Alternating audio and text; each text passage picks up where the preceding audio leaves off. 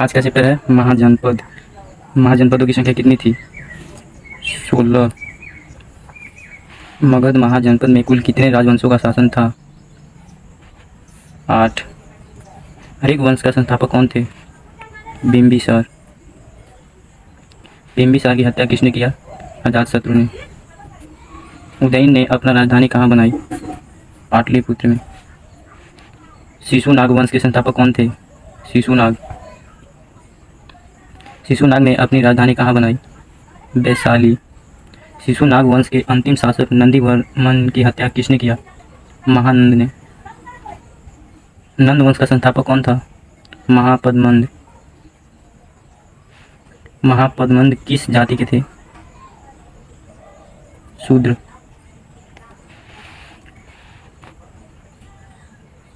नंद वंश का सबसे क्रूर शासक कौन था? धनानंद। धनानंद की हत्या किसने किया? चंद्रगुप्त मौर्य ने। भारत पर पहला आक्रमण करने वाला विदेशी शासक कौन था? सिकंदर। सिकंदर कहाँ का रहने वाला था? यूरोप। सिकंदर का जन्म कब हुआ था? 359 ईसा पूर्व में। सिकंदर किसका शिष्य था? अरस्तु का। हाइड स्पीच का युद्ध किसके किसके बीच हुआ? फिलिप और पोरस के बीच। सिकंदर के थल सेना के सेनापति कौन था? Seleucus Nicator.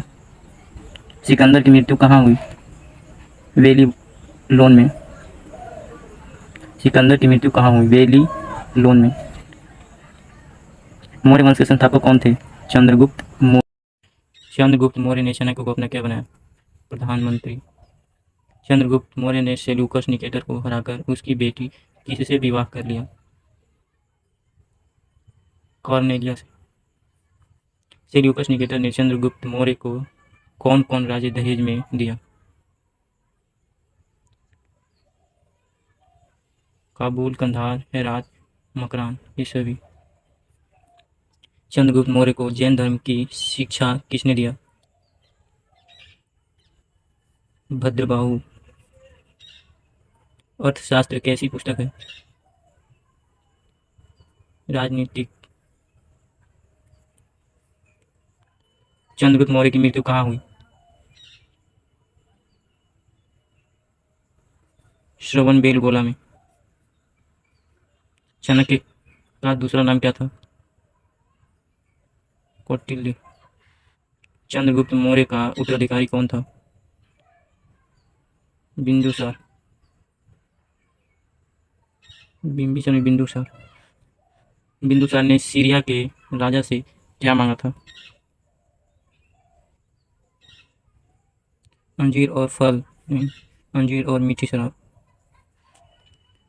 बिंदुसार ने तक्षशिला के विद्रोह दबाने के लिए किसको भेजा? अशोक को। अशोक ने किस शहर की स्थापना की? श्रीनगर। अशोक ने अपना राज्याभिषेक कब करवाया? 269 ईसा पूर्व में। राज्याभिषेक के कितने वर्ष बाद अशोक ने कलिंग पर आक्रमण किया? 8वें वर्ष। इस आक्रमण के बाद अशोक ने बौद्ध धर्म अपना लिया?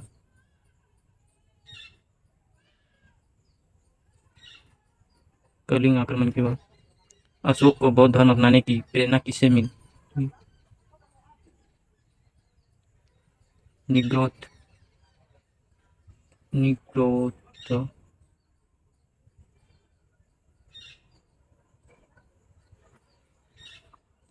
अशोक को बौद्ध धर्म की शिक्षा किसने दिया?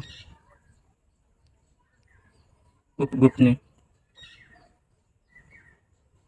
अशोक का रानी का शिलालेख किसे कहा जाता है?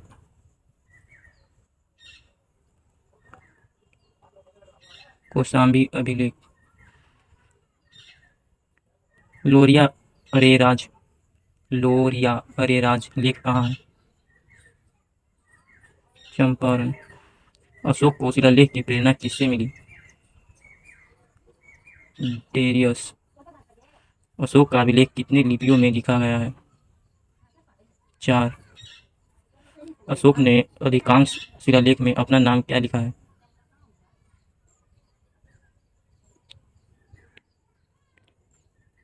देवनाम पीरी प्रियदर्शी। मौर्य काल का अर्थव्यवस्था का आधार क्या था? कृषि, पशुपालन, कृषि कारखाना, ये सभी। मौर्य काल में शिक्षा का सबसे बड़ा केंद्र कहाँ था? तक्षशिला। हुआ। मिलते हैं फिर से अगले वीडियो में।